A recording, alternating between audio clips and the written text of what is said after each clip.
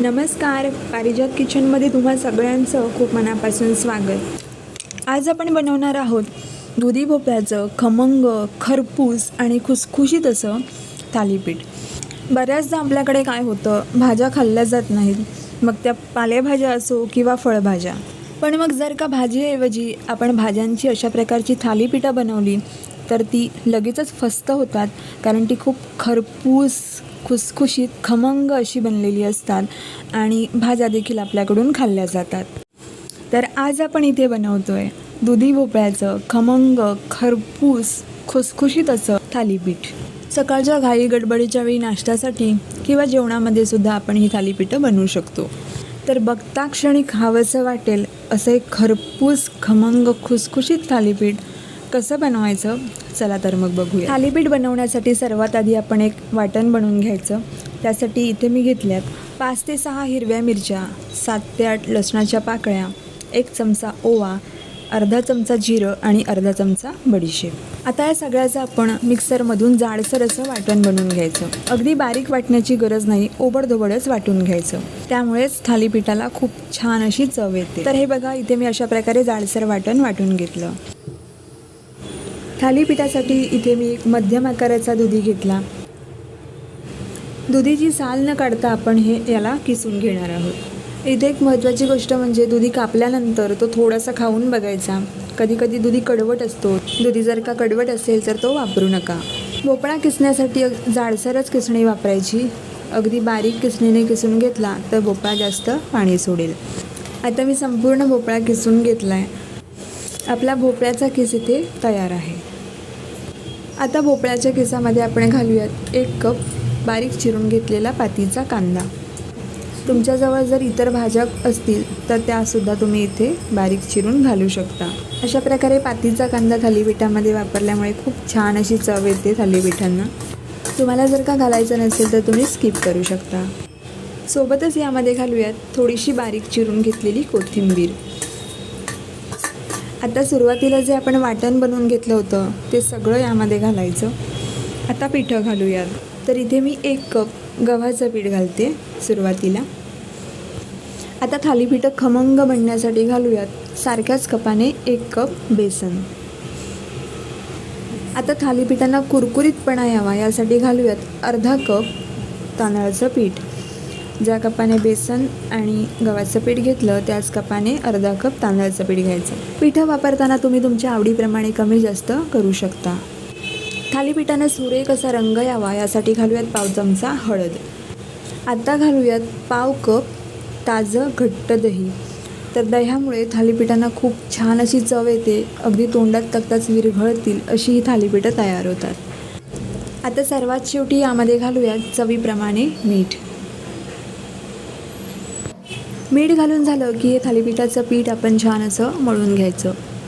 पीठ मळत असताना पाण्याचा वापर आपण करायचा नाही, करण्याची गरजही पडत नाही, कारण दुधीच्या किसाला पाणी सुटतं.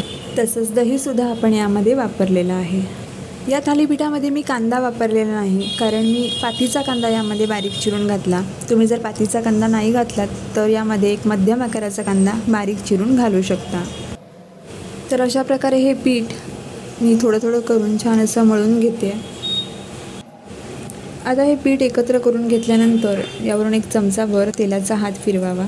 तेल घालून पुन्हा मळून घ्यायची काही गरज नाही, फक्त असा वरून हात फिरून घ्यावा. आता इथे आपलं थालीपीठाचं पीठ मळून तयार झालं. थालीपीठं बनवून घेऊ. थालीपीठ बनवताना सुरुवातीला आपण आपल्या दोन्ही हातांना पाणी लावून घ्यायचं. त्यानंतर हात ओले करून आपण पिठाचा गोळा आपल्या हातावर जेवढा आपल्याला पिठाचा गोळा हवा तेवढा घ्यावा. आणि इथे मी थालीपीठं तव्यावरच थापून घेणार आहे. तुम्हाला जर तव्यावर थापणं जमत नसेल तर एखाद्या सुती ओल्या कापडावर तुम्ही ते थालीपीठं थापून त्यानंतर ती भाजून घेऊ शकता. तर आता गरम तव्यावर मी थोडंसं तेल घालून ते पचरून घेतलं आणि त्यानंतर मी पिठाचा गोळा घेऊन तव्यावर अशा प्रकारे थालीपीठ थापून घेते. थालीपीठ थापताना अशा प्रकारे बोटांचे ठसे उमटून घ्यावेत, म्हणजे दिसायला सुरेख दिसतं.